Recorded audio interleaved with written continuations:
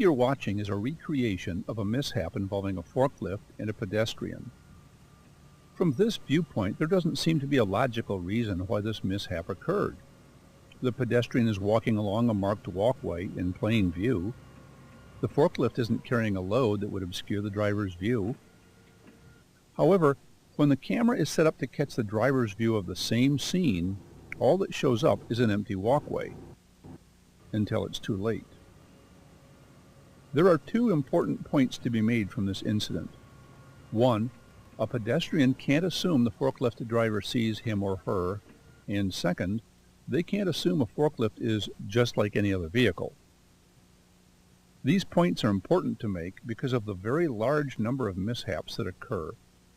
Tens of thousands of pedestrian injuries are caused by forklifts every year in the United States. Measured against that, there have been no reports of injuries to forklifts from running into pedestrians. To help understand why all these injuries happen, we should go back and look at the assumptions. People tend to assume that forklifts are just like other vehicles, including the one they drove to work that morning, except maybe a bit more nimble since they zip back and forth. And that implies that they aren't especially heavy. It also assumes that they steer and move like automobiles and can stop as quickly. People also assume that, like the other vehicles they're familiar with, forklift drivers can see just about everything around them. The fact that none of these assumptions are true is what gets those tens of thousands of pedestrians injured each year. Take the assumption about what forklifts weigh, for example. Even without a load, they're a lot heavier than they look. This forklift, even empty, weighs about the same as these two automobiles. To allow a forklift to carry a heavy load up front, each one has a heavy counterweight in back. On this model, the counterweight alone weighs close to the same as a small pickup truck. An electric forklift has a smaller counterweight because the battery provides part of the weight. We staged a demonstration of how heavy a forklift battery can be. They didn't even get the full weight of the battery on the back of the pickup before it started to lift the front wheels off the ground. And carrying a load, of course, forklifts are even heavier. This concentrated weight translates into much more severe injuries to pedestrians, much more than people would predict would happen if they hadn't seen the actual results. To illustrate this, we reenacted another mishap, an example of the fourth leading cause of pedestrian injuries, being pinned between a forklift and something else. The driver checked to the right, then backed out. The pedestrian was just coming out from between other forklifts. If this were to happen with a passenger car, it would be a very nasty injury. But to visualize the kind of injury from a forklift counterweight, we replaced Debbie with a turkey drumstick, and she wasn't insulted.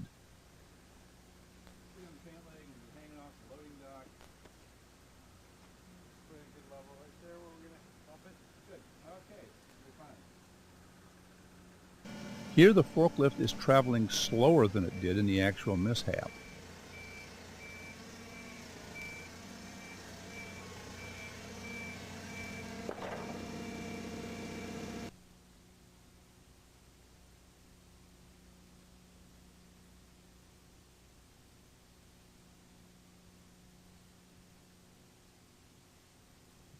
That's simply too much damage to ever heal.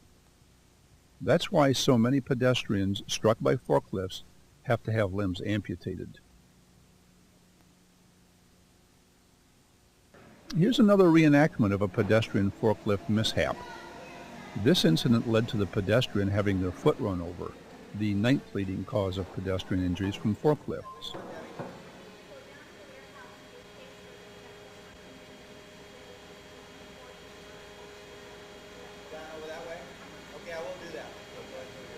This time, we replaced Debbie with a red trash can before the forklift started up again.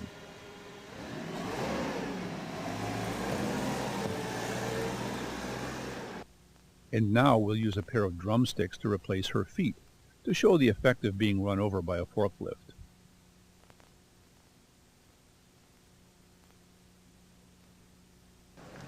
Again, if we judge by what would happen if this injury came from a heavy vehicle, we'd predict a nasty injury, some surgery, some weeks in a cast.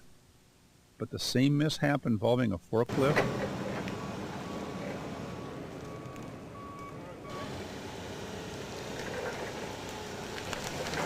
Notice in the drumstick run over by the forklift, part of the bone is simply missing. Severe enough damage that it probably leads to an amputation. There's another point to make from this reenactment. A characteristic of powered industrial trucks, forklifts, that increases the chances of one hitting a pedestrian is the way they maneuver. People are used to seeing how cars turn a corner. The front end swings around and the rear follows the same path. But the steering wheels on a forklift are in the rear, so when they turn a corner, that heavy back end swings out. Many of the pedestrian injuries, the struck by and the pinned between forklift and something else, happen this way. Related to that weight and maneuverability is the fact that powered industrial trucks simply can't stop as quickly as other vehicles. Of course, these characteristics don't exist out there just by themselves. They team up with those very bad sight lines to create the severe hazard to pedestrians. To help people appreciate how limited the forklift driver's vision can be, we set up a display at our forklift rodeos. We encouraged people to sit in the driver's seat to spot the pedestrian. It's a very worthwhile exercise, one that any employer could easily duplicate to help create a safer workplace. So these are some of the characteristics of forklifts that contribute to the number and severity of injuries to pedestrians in the workplace. The other causes of injuries have to do with where and how forklifts are used in the workplace. The pace of work, the repetitive nature of work,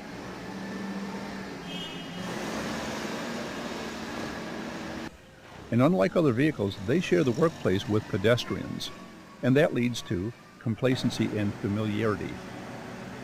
And again, pedestrians don't understand how limited the sight lines are from a forklift.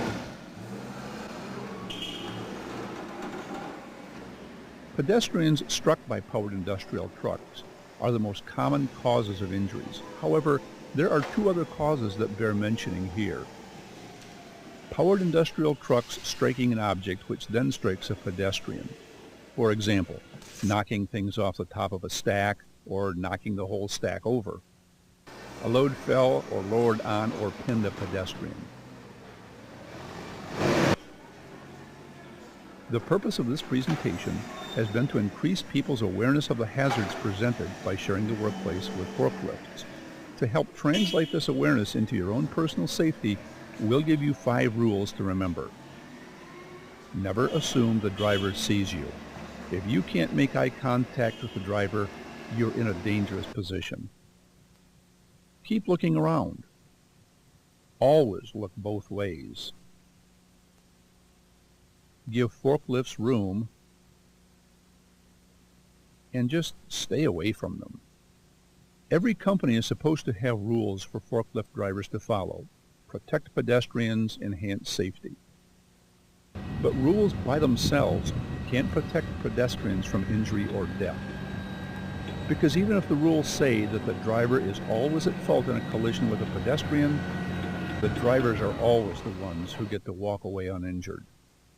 Thousands of pedestrians each year are not that lucky.